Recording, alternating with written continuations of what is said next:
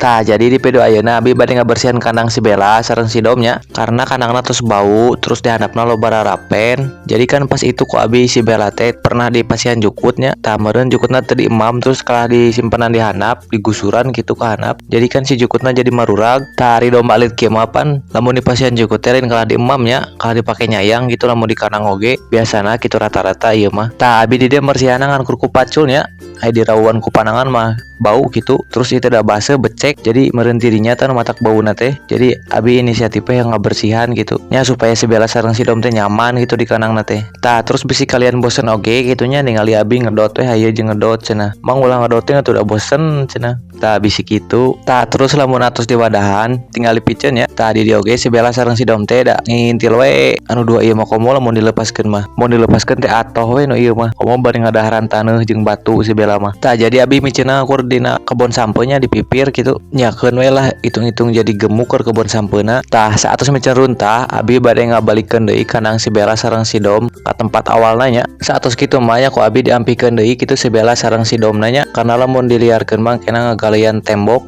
larudot gitu ke abina. Oke hatur nuhun ya anu atos nonton dugikeun ka akhir ieu nuhun pisan.